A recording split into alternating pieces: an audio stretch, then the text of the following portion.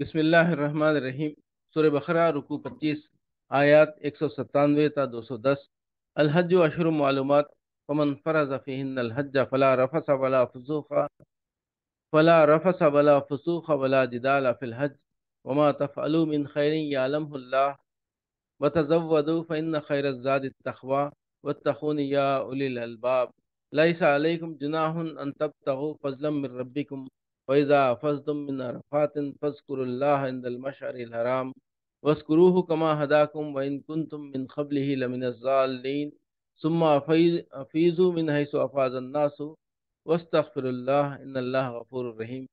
وإذا خزيتم مناسككم فاذكروا الله كذكركم آباءكم أو أشد ذكرا فمن الناس من يقول ربنا آتنا في الدنيا وما له في الآخرة من خلاق ومنهم من يقول ربنا آتنا في الدنيا حسنة وفي الآخرة حسنة وقنا عذاب النار أولئك لهم نصيب مما كسبوا والله سريع الحساب۔ واذكروا الله في أيام معدودات فمن تعجل في يومين فلا إثم عليه ومن تأخر فلا إثم عليه لمن اتقى واتقوا الله واعلموا أنكم إليه تحشرون۔ ومن الناس من يعجبك قوله في الحياة الدنيا ويشهد الله على ما في قلبه وهو ألد الخصام وإذا تولى سعى في الأرض ليفسد فيها ويهلك الحرث والنسل والله لا يحب الفساد۔ وإذا قيل له اتق الله أخذته العزة بالإثم فحسبه جهنم ولبئس المهاد۔ ومن الناس من يشري نفسه ابتغاء مرضات الله والله رؤوف بالعباد۔ يا أيها الذين آمنوا ادخلوا في السلم كافة ولا تتبعوا خطوات الشيطان إنه لكم عدو مبين فإن زللتم من بعد ما جاءتكم البينات فاعلموا أن الله عزيز حكيم۔ هل ينظرون إلا أن يأتيهم الله في ظلل من الغمام والملائكة وقضي الأمر وإلى الله ترجع الأمور۔ حج کے مہینے سب کو معلوم ہے۔ جو شخص ان مقرر مہینوں میں حج کی نیت کرے اسے خبردار رہنا چاہیے کہ حج کے دوران میں اس سے کوئی شہوانی فعل، کوئی بدعملی، کوئی لڑائی جھگڑے کی بات سرزد نہ ہو، اور جو نیک کام تم کرو گے وہ اللہ کے علم میں ہوگا۔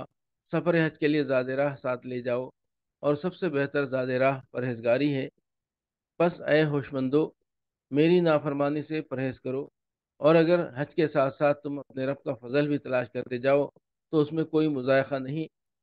پھر جب عرفات سے چلو تو مشعر حرام مزدلفہ کے پاس ٹھہر کر اللہ کو یاد کرو، اور اس طرح یاد کرو جس کی ہدایت اس نے تمہیں دی ہے، ورنہ اس سے پہلے تم لوگ بھٹکے ہوئے تھے۔ پھر جہاں سے اور سب لوگ پلٹتے ہیں وہیں سے تم بھی پلٹو، اور اللہ سے معافی چاہو، یقیناً وہ معاف کرنے والا اور رحم فرمانے والا ہے۔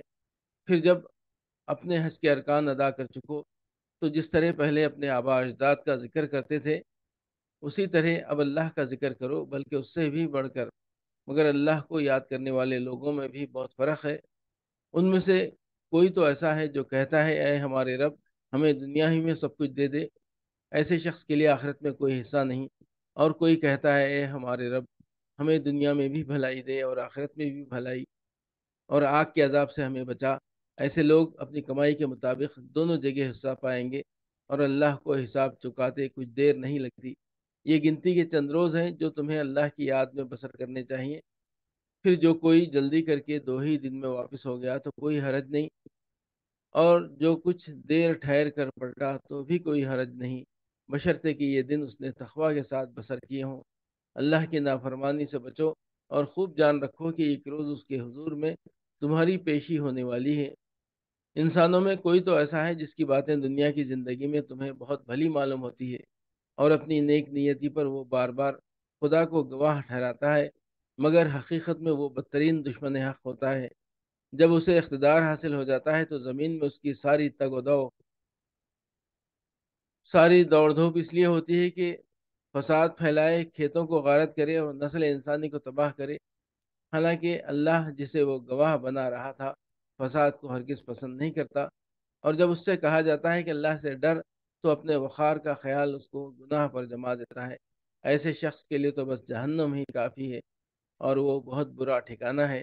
دوسری طرف انسانوں ہی میں کوئی ایسا بھی ہے جو جو رضا الہی کی طلب میں اپنی جان کھپا دیتا ہے، اور ایسے بندوں پر اللہ بہت مہربان ہے۔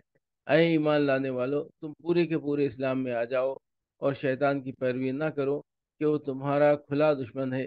جو صاف صاف ہدایات تمہارے پاس آ چکی ہیں، اگر ان کو پا لینے کے بعد پھر تم نے لغزش کھائی تو خوب جان رکھو کہ اللہ سب پر غالب اور حکیم و دانا ہے۔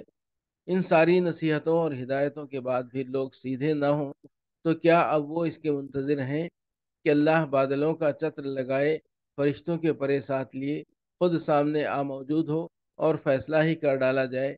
آخر کار سارے معاملات پیش تو اللہ ہی کے حضور ہونے والے ہیں۔